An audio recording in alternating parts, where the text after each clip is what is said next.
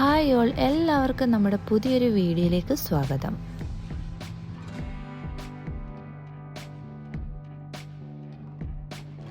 ഉച്ചയൂണിന് കഴിക്കാൻ പറ്റിയ നല്ല നാടൻ പാവയ്ക്ക പുളിങ്കറിയുടെ റെസിപ്പിയായിട്ടാണ് ഇന്ന് വന്നിട്ടുള്ളത്. കയ്പ്പ് കുറഞ്ഞൊരു പാവയ്ക്കാണ് ഞാനിവിടെ എടുത്തിട്ടുള്ളത്. അത് ഇതുപോലെ ചെറിയ കഷ്ണങ്ങളാക്കി കട്ട് ചെയ്തെടുക്കാം.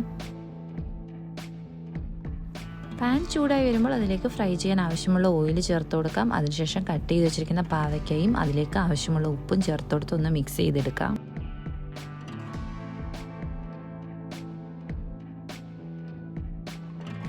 മിക്സ് ചെയ്തതിന് ശേഷം ഇത് നന്നായിട്ടൊന്ന് ഫ്രൈ ചെയ്തെടുക്കണം. ഇപ്പോൾ പാവയ്ക്കൊക്കെ ഫ്രൈ ആയി കിട്ടിയിട്ടുണ്ട്. ഇതിനെ ഒരു ബൗളിലേക്ക് മാറ്റി കൊടുക്കാം.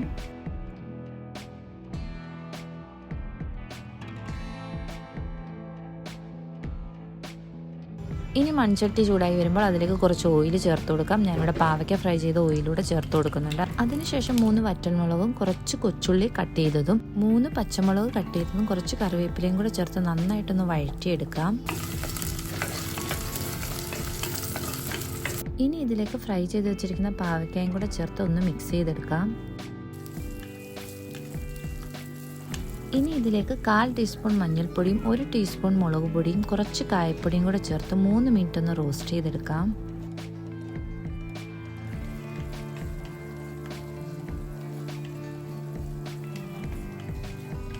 റോസ്റ്റ് ചെയ്തതിന് ശേഷം ഇനി നമുക്ക് ഇതിലേക്ക് പുളിവെള്ളം ചേർത്ത് കൊടുക്കാം. ഞാനൊരു നെല്ലിക്ക വലിപ്പത്തിൽ അത്രയും പുളിയാണ് എടുത്തിട്ടുള്ളത്. ഇനി ഇതിലേക്ക് ആവശ്യമുള്ളത്ര വെള്ളവും ടേസ്റ്റിന് ആവശ്യമുള്ള ഉപ്പും ചേർത്ത് കൊടുത്തൊന്ന് മിക്സ് ചെയ്തതിന് ശേഷം അടച്ചു വെച്ച് കുക്ക് ചെയ്തെടുക്കാം.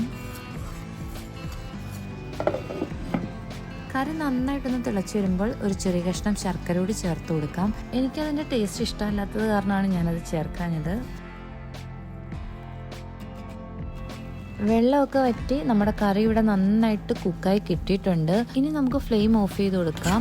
നമ്മുടെ ഈ കറി ഒന്നുകൂടെ കുറുകി കിട്ടുമ്പോഴാണ് ആ ഒരു കറിയുടെ പുളിയും എരിവും എല്ലാം കൂടെ നന്നായിട്ടൊന്ന് ബാലൻസ് ആയി നല്ല ടേസ്റ്റി ആയിട്ടുള്ള കറിയായി കിട്ടുന്നത്. മൺചട്ടിയും കൂടെ ആകുമ്പോൾ 1/2 മണിക്കൂർ ഇരുന്ന് കഴിയുമ്പോൾ ഇതുപോലെ കുറുകി കിട്ടും. പാവയ്ക്ക ഇടുന്നതുകൊണ്ട് ആ പാവയ്ക്കയുടെ ആ ഒരു കയ്പ്പ് നമുക്ക് ഇതിനകത്ത് അറിയാനൊക്കില്ല. നമുക്ക് ആ പുളിയുടെ ആ ഒരു ടേസ്റ്റാണ് മുന്നിട്ട് നിൽക്കുന്നത്. അപ്പോൾ എല്ലാവരും ഒന്ന് ട്രൈ ചെയ്ത് നോക്കുക. വളരെ ഈസി ആയിട്ട് പെട്ടെന്ന് തന്നെ നമുക്കിത് തയ്യാറാക്കാൻ പറ്റും.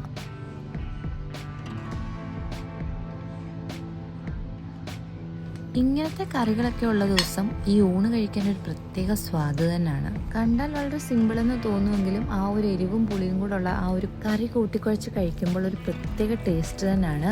അപ്പോൾ എല്ലാവരും ഒന്ന് ട്രൈ ചെയ്ത് നോക്കി ഫീഡ്ബാക്ക് അറിയിക്കാൻ മറക്കരുത്. നിങ്ങളുടെ വിലയേറിയ അഭിപ്രായങ്ങൾ കമൻ്റായിട്ട് തന്നെ അറിയിക്കാവുന്നതാണ്.